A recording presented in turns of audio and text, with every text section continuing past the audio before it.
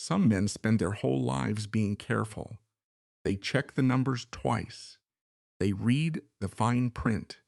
They build a career on never being fooled. And then, one day, far from home, someone looks at them with soft eyes and a gentle voice, and all that careful living just falls away. This is the story of a man who gave everything he had to a woman who never was who she said she was. He was 73 years old. He had worked his whole life. He thought he finally knew what love looked like. He was wrong. The day she told me she had been offered the job in Singapore, I remember feeling something I hadn't felt in years. Pride. Real, warm, swelling pride. The kind a father feels, or maybe something closer than that. We were sitting on the balcony of my flat in Makati, the city glittering below us in the early evening heat, and she had her phone in both hands, and she was looking at me with those wide, dark eyes, and she said, "Lincoln, they want me. They actually want me." I reached across the table, and I held her hand, and I said, "Of course they do. You're brilliant." And I meant every word of it. That was February of 2022. I had known Yasmine Reyes for 14 months at that point, and I believed with more certainty than I had believed anything in a very long time that I was in love with her. I need to go back a little. Not far, just far enough to explain how a 73-year-old retired executive from London ends up holding the hand of a 31-year-old woman on a balcony in Manila and calling it love without flinching. Because I know how it sounds. I've thought about how it sounds every single day since the truth came apart in my hands, and I still don't have a clean answer. What I have is the truth as I lived it, and I think that has to be enough. I retired from Meridian Capital Group in the spring of 2019 after 31 years. I had been a senior executive, head of international client relations, which sounds grander than it was, though it paid exceptionally well and required me to spend a significant portion of my working life in airport lounges and boardrooms from Singapore to Sao Paulo. My wife, Patricia, had died in 2017 after a long illness. Our children, a son, Edward, in Bristol, and a daughter, Caroline, in Vancouver, had their own lives, their own families, their own rhythms. I was proud of them, and I missed them, and I understood, with the particular clarity that only grief brings, that missing people and being close to them are not the same thing. So, when a colleague of mine suggested that retirement in Southeast Asia was not merely affordable, but genuinely transformative, I listened. I had spent enough time in Manila on business to know the city, its noise, its color, its impossible warmth. I had always felt something loosen in me when I landed there. In October of 2020, I flew to Manila with a one-way ticket and a rental agreement for a furnished flat in Makati, and I told myself I was simply trying something new. I met Yasmine in December of 2020 at a small industry networking event that a British expat friend of mine had insisted I attend. She was working as an events coordinator for the hospitality company that had organized the evening, managing seating arrangements, liaising with the catering staff, moving through the room with a quiet competence that I noticed before I noticed anything else about her. She wasn't performing.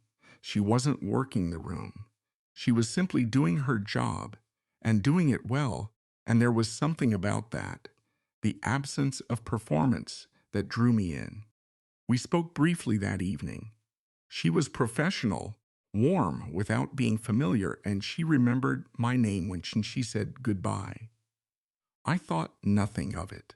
I am not the sort of man who mistakes a pleasant exchange for a connection. But my friend introduced us again a few weeks later at a casual dinner, and that evening was different.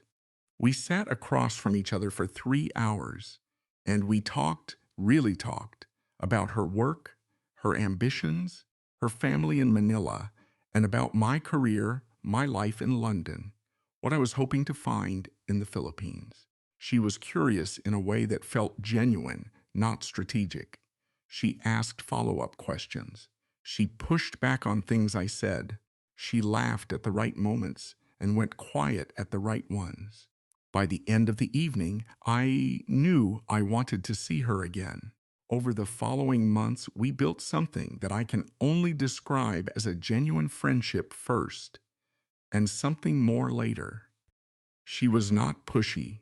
She was not forward. If anything, she was the one who set the pace.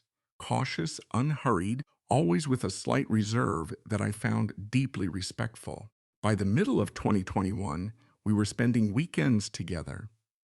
By September, she had a drawer in my flat. By the end of the year, she was staying most nights. During all of that time, she was working. That is the part I want to be clear about, because it matters. Yasmine had a real job. Coordinator at the same hospitality company where I'd first seen her, she left for work in the mornings. She came home in the evenings. She complained about her manager on Thursdays and relaxed on Sundays. Her professional life was woven into the texture of our relationship in a way that made it feel completely real. I never had reason to question it because I had no reason to question it. I could see it. I began giving her money about 4 months into the relationship. Not large amounts, not at first. She mentioned once that her mother, Teresita, was having trouble with rent in the apartment she shared with Yasmine's younger brother, Rodel. I gave her the equivalent of around $800 without being asked, really. She hadn't asked directly. She had simply mentioned the situation, and I had offered. She accepted with quiet gratitude, and the subject was dropped. I didn't think of it as a transfer. I thought of it as what you do when you care about someone, and you can help. Over the next 6 months, I helped with a few more things. Rodel needed money for a vocational course. Teresita had dental work that her insurance didn't cover. A cousin named Freddie was trying to start a small food delivery business and needed a motorbike. None of these were presented as requests exactly. They were presented as worries. Things Yasmine carried quietly and mentioned softly, always with an assurance that she was handling it, that she didn't want me to feel burdened. And so, of course, I offered. That was the architecture of it. Though I didn't see it as architecture at the time, I saw it as intimacy. By January of 2022, I had transferred approximately $38, Nizo00 to Yasmine and to her family members. I tracked my finances carefully, old habits from a career built on numbers, and I was aware of the figure, but I had filed it mentally under a category I called building a life here, which was a way of not looking at it too directly. Then came the Singapore job. The story she told me was detailed and specific, which is how the best lies always work. A hospitality group headquartered in Singapore had been expanding into the Philippines market. They had noticed her work, particularly her management end of a large corporate event she had coordinated in November, and they had reached out through a professional contact. The role was a regional coordinator position based in Singapore with a salary that was nearly 3 times what she was earning in Manila. The contract was for 2 years, with an option to renew. She would need to be in Singapore by March. I listened to all of this with complete belief. It was entirely plausible. Yasmine was good at her job. I had seen that from the beginning. Singapore-based hospitality companies recruiting Filipino coordinators was not unusual. I knew that from years of business travel in the region. The salary she mentioned was in line with what such a role would pay, every detail held together. "But I don't want to leave you," she said, and the way she said it, quiet, almost pained, made me feel chosen in a way that I hadn't felt in a very long time. We talked about it for several evenings. I encouraged her to take the job. I told her that I would come to Singapore for visits, that we would make it work, that this kind of opportunity didn't come twice. She worried about money. The cost of setting up in Singapore before her first paycheck, the initial deposit on a flat, the professional wardrobe she would need. I told her not to worry about any of that. In February 2022, I transferred $22,000 to her account to cover what she called relocation costs. She flew to Singapore, or so I was told, at the end of February. She sent me a photograph of what she said was her new apartment, a clean, modern room with a view of the city at night. She sent photographs of her first day at the new office, herself in a crisp blazer, smiling at the camera in front of a glass-fronted building. She called me every evening for the first 3 weeks. She sounded tired in the right ways, overwhelmed in the ways you are when something is new and big. I believed all of it entirely. What I did not know, what it would take me another 18 months to discover, was that she had never been on a plane to Singapore at all. The photographs were taken in Manila. The building in the background of her office photographs was a corporate park in Bonifacio Global City, 15 minutes from the flat we had shared. She had staged every single image. The financial pattern that followed the fake relocation was more sophisticated than what had come before. Once she was abroad and I could no longer see her daily rhythms, the requests could be larger and more frequent without the friction of physical presence to complicate them. The Singapore salary, she explained after the first month, was being deposited into her Singapore account, but was largely tied up in local taxes and a security bond the employer had required. She needed help covering day-to-day expenses until the bond was released. I transferred $6,000. The bond release was delayed. A bureaucratic issue, she said, very common apparently, and she needed another $400-500 for the following month. Her mother had been hospitalized in Manila and she couldn't afford a flight home. $3,200 for the flight and hospital fees. I look at those numbers now and I want to shake myself. Each individual amount was manageable. Each had a story attached to it. Each story had enough texture and specificity to feel real.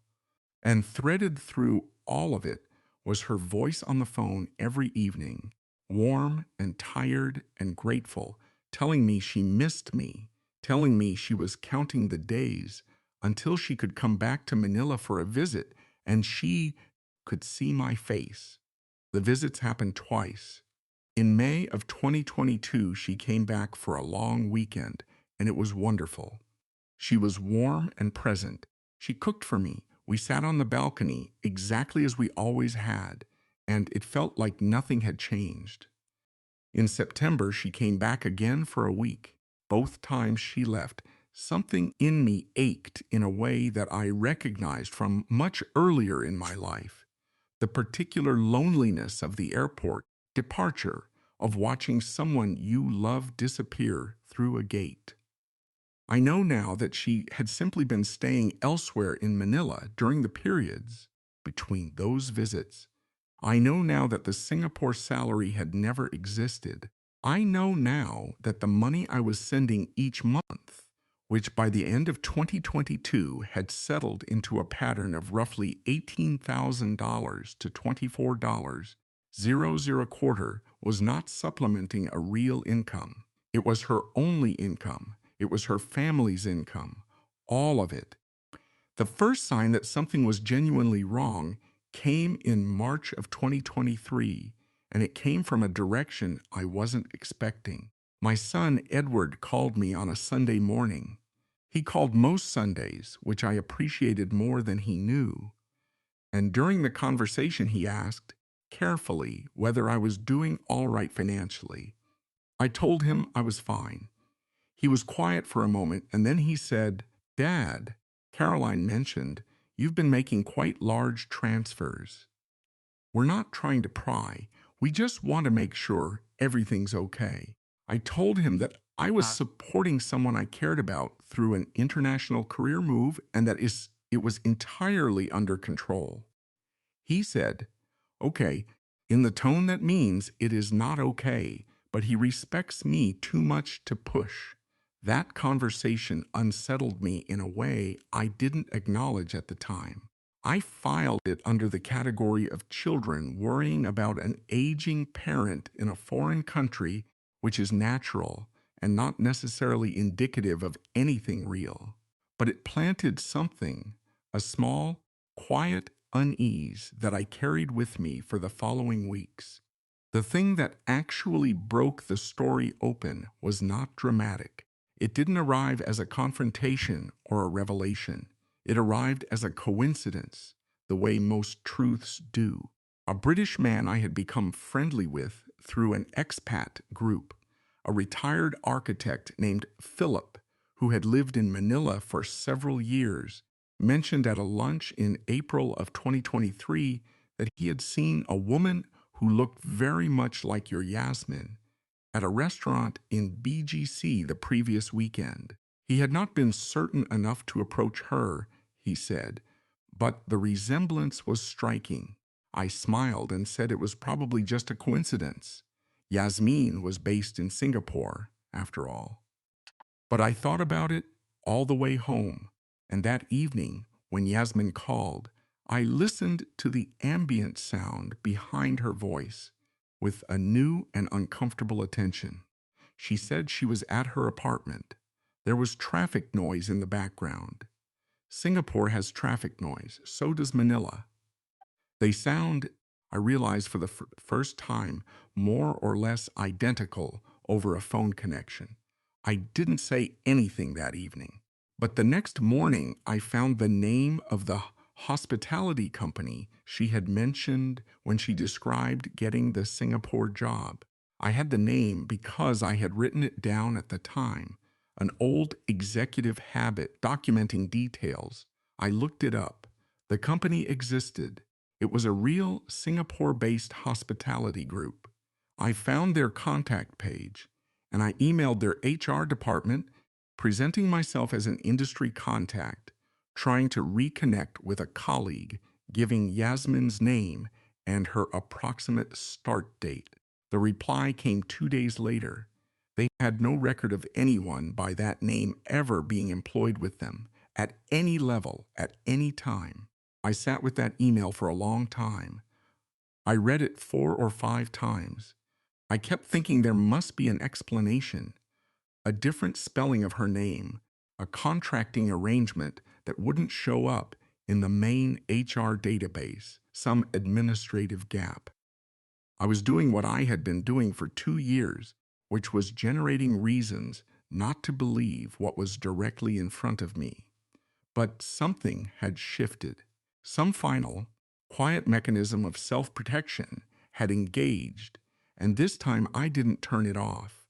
I called a private investigator, a Filipino-British firm with offices in Makati that a legal contact had once mentioned to me in passing. I gave them Yasmine's full name, her Manila address, which I still had from before the supposed Singapore move, and the names of her family members. I asked them to establish where she was currently living and whether she had any verifiable employment. The report came back in 11 days. It was 14 pages long. I read it at my kitchen table in the afternoon with a cup of tea that went cold, and I didn't move for a long time after I finished. Yasmine was living in a 3-bedroom apartment in Pasig City, roughly 8 kilometers from my flat in Makati. She'd been living there since March of 2022, 1 month after her supposed departure to Singapore. The apartment was rented in her brother Rodell's name, but she was the primary occupant. The monthly rent was $2,800. There was no evidence of any employment. The investigator's surveillance notes described her daily routine: late mornings, lunch out, shopping in the afternoons, evenings at home or at nearby restaurants. A man was noted as a regular visitor, not a family member, based on the investigator's observations. The report included a photograph taken in a public space of Yasmine sitting at an outdoor cafe table. She was wearing sunglasses and she was smiling at her phone. Behind her, clearly visible, was the Pasig City skyline. I didn't call her that evening. I sat on the balcony in the dark and I did the arithmetic. Something I should have done 18 months earlier. Something I had been specifically, deliberately not doing. I went through my bank records methodically, the way I would have gone through a client's portfolio in my working life. I added every transfer to her directly, to the accounts she had given me for her mother, her brother, the cousin with the motorbike business, the initial relocation money, the monthly support while the bond clears payments, the emergency medical expenses, the professional development course she had asked me to fund in January 2023. The deposit on what she said was a new, larger Singapore apartment because her lease was ending. $485,000 in 26 months. I want you to understand what that figure represents, because I think it needs to be said plainly. That was not my pocket money. That was not a luxury fund. That was a significant portion of the capital I had spent 31 years building, the savings that were supposed to carry me through my remaining years with security and dignity. I had given it away, piece by piece, to a fiction. I called her the following afternoon. I made myself wait until I was calm because I did not want to have an emotional conversation. I wanted to have a clear one. "How was your day?" she asked when she picked up, the way she always did. "Yasmine," I said, "I need to ask you something, and I need you to be honest with me." There was a brief pause, just brief enough. "Of course," she said. "Where are you right now?" Another pause, slightly longer. "At the apartment. You know that, Lincoln." "Which apartment?" "What do you mean? Which apartment?" "My apartment. In Singapore." I told her then what I had found. I told her about Philip seeing her in BGC. I told her about the email from the HR department. I told her about the investigator's report. I read her the address in Pasig City. I told her about the photographs. The silence that followed lasted long enough that I thought the call had dropped. Then she said, very quietly, "Lincoln, I can explain." "I don't think you can," I said, "but I would like you to try." What she offered was not so much an explanation as a partial confession wrapped in justification. Yes, she had not gone to Singapore. Yes, the job had not been real, or rather, she had applied for it and not gotten it. But she had been too afraid to tell me because she thought I would leave her. She had panicked. She had created a story to buy herself time. She had intended to find a real job in Singapore and make it true, and the money I was sending had allowed her to stay in Manila and keep trying. She said she loved me.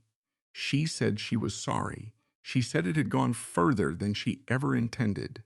She did not mention the man in the investigator's surveillance photographs. I did not bring him up. There are some things you don't ask because you already know the answer will cost you more than the silence does. "Yasmine," I said, when she had finished, "do you understand what you've taken from me?" "I know," she said. "I know, and I'm so sorry, and I want to fix it." You can't fix $485,000. She had no answer to that. We sat on the phone in silence for perhaps 30 seconds, and then I said goodbye, and I ended the call, and I sat very still in my chair, looking at the city below the balcony. I called Edward that evening. It was a difficult call to make, not because I was afraid of his reaction, but because making it meant admitting, out loud, and to someone who loved me, exactly how comprehensively I had been deceived. Edward listened without interrupting. When I finished, he said, "Dad, I'm so sorry. What do you need?" And I felt, in that moment, something release in my chest, some pressure I had been holding without realizing it. I engaged a solicitor in Manila and a financial crime consultant in London. The legal picture was not encouraging. The transfers had been made willingly from my accounts to accounts I had provided with full consent based on lies, but lies are difficult to prosecute across international jurisdictions when the money has been spent rather than held. My solicitor in Manila was honest with me. We could pursue a civil case, and there was a reasonable chance of a judgment in my favor and a near zero chance of recovering any meaningful amount of money, because there was no money to recover. It had been spent on a lifestyle. It was gone. I did not pursue litigation. I made that decision clearly and with full awareness of the alternative, because I could see that the only thing I would recover from a long legal process in a foreign country was years of my remaining life spent in courtrooms and correspondence, and I was not willing to pay that additional price. Some losses have to be absorbed. That is a brutal thing to accept, and I accept it. What I spent the following months working through, with the help of a counselor I found through the British expat community in Manila, a calm and sensible woman named Dr. Sandra Rowan, was not the money. Money is abstract. What I was working through was the question of how I had gotten there. How a man with my background, my training, my experience reading people and reading risk had sat across from a coordinated fiction for over 2 years and seen only what he wanted to see. The answer Dr. Rowan helped me reach was not comfortable, but it was honest. I had wanted so badly to belong somewhere again. After Patricia died, after retirement, after the years of airport lounges and boardrooms, and the particular emptiness of a life built around professional achievement and then suddenly not. Manila had felt like warmth to me, literally and figuratively, and Yasmine had been the warmest part of it. I had needed her to be real so badly that I had made her real in my mind through sustained, deliberate, unconscious effort. I had looked at every red flag, and I had colored it a different shade. I moved back to London in December of 2023. Edward and his family met me at the airport. Caroline flew over from Vancouver for Christmas, and the four of us, 5, with Edward's wife Margaret, sat around a table in Edward's house in Bristol and ate and talked, and I felt, for the first time in what felt like years, like I was in a room where everyone knew who I actually was. I am not back to where I was financially. I will not pretend otherwise. I have enough to live on, carefully and modestly, and I have my pension and my state retirement, and I will be all right. I am not all right in the sense of feeling no damage. I feel the damage clearly, and some mornings it sits on my chest like a weight before I've even opened my eyes. But I am present, I am honest, I am not hiding from anything, which is more than I could say for most of the past 2 years. I have thought about Yasmine many times since that phone call, not with rage, I am past rage, or perhaps I never fully arrived there. What I feel is something more complicated, a kind of sad recognition that she was also, in her own way, shaped by circumstances that made that kind of deception feel survivable or even necessary. I do not excuse it. I do not minimize it. What she did was a sustained, calculated theft of a sum of money that will genuinely alter the course of my remaining years. But I am also old enough to understand that people who manipulate are not always monstrous. Sometimes they are simply desperate in ways that override their better instincts, and they find a willing target, and they take what they need until there is nothing left to take. That does not make it forgivable. It makes it human, which is almost worse. If I am being fully honest, and I think at this point in my life there is very little left to gain from being anything else, I will say this. I do not regret going to Manila. I do not regret the warmth I found there, the sunsets, the noise of the city, the late evenings on the balcony. I do not even regret meeting Yasmine, insofar as what I experienced in those early months was real to me and gave me something I had not felt since Patricia was alive. What I regret is the refusal to look. The months of evidence I set aside because looking would have cost me something I wasn't ready to lose. I regret teaching myself not to see. My daughter Caroline asked me during that Christmas visit whether I thought I would ever trust someone again. It was a gentle question, asked carefully, the way you ask someone who has been burned whether they think they might ever feel warm again. I thought about it for a moment. Then I said, I hope so. But I think the next time I trust someone, I'll make sure I'm trusting them with my eyes open. She nodded. That's all any of us can do, she said. I think she's right. I think that's probably always been true. I just needed to go to the other side of the world and lose $485, Zuzo, to really understand it. Some lessons don't come cheap. This one certainly didn't. But I'm still here. I'm still standing. And for a man of 73 who handed his savings to a lie and somehow found his way back to his own table, that feels like enough. For now, that genuinely feels like enough.